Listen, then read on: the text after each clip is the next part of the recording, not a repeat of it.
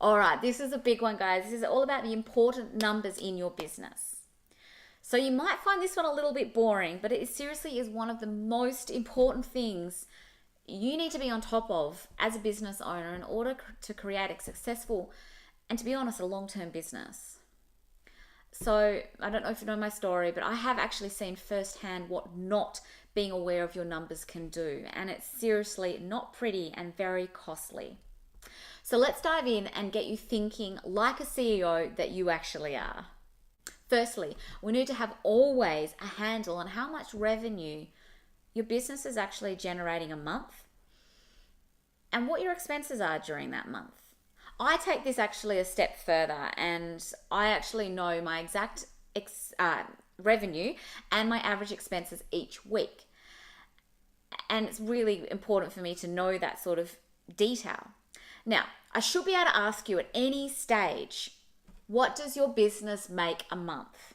And you should be able to answer that question without going, I don't know, I've got to check my books. If you can't, it would be a really good idea to get that understanding. Why?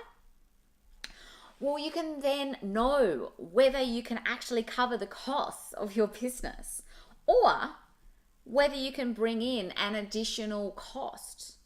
So maybe it's an additional marketing cost, and you know that you're making enough to cover that. It stops you getting into serious financial difficulty, and when you're in there, it's really hard to get out of it. If we know our expenses, we can also see where we can actually reduce these, which is a good thing. We can do a deep dive into what we spend money on, and we can look for ways to actually cut the costs down. So, for example, you might be able to negotiate a better deal on, your insurance. You might be able to change the delivery date for office supplies or, wipes to being a 45-day term instead of a 30-day term.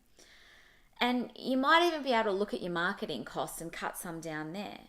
Now, often when we're aware of what we spend our money on, we can be shocked that all those little $20 charges that we didn't actually think about at the time or didn't think they, did much because they were super cheap, actually add up to take a serious chunk out of our business each week, each month. Now, profit. That is, as you know, the leftover after you've taken expenses away from your revenue. This is our focus point.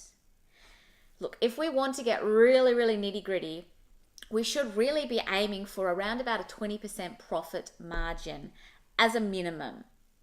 Now, if you're not sure what a profit margin is, it's basically what percent is left over after all expenses, including tax, including your wages, if you earn left over. So if you earn $100 and you're left with 20 after all your expenses have taken out, you have a 20% profit margin.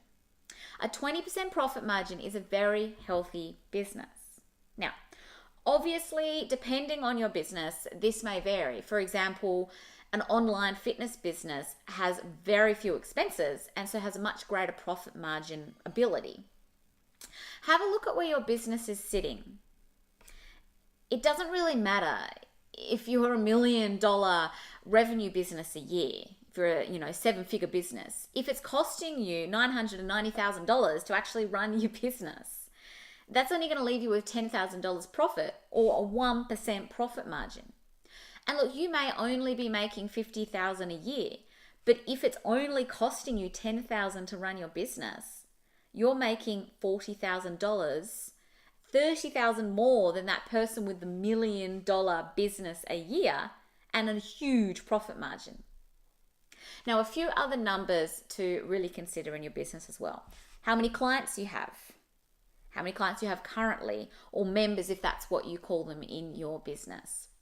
And it's a little bit more tricky, but what is the average monthly revenue of one client or one member worth to you? Now, to find this out, what we do is we actually take the total monthly revenue and we divide it by the number of clients you currently have. You'll see what your client revenue is per month. Now, if we know this, you know how many more clients you can bring in to meet a certain revenue number. 10 new members, might be worth $500 extra a month to your business, and you can work that out so you can create goals around this. Now, it's also good to know what your average length of time a member stays with your business.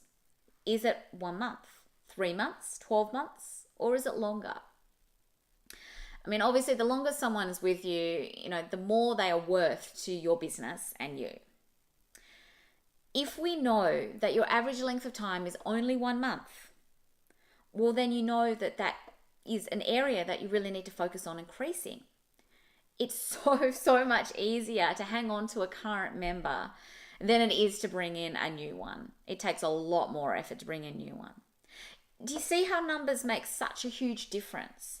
Knowing your numbers and, being in control of your success is so critical to be able to move on as a strong and incredible and long-term successful business owner.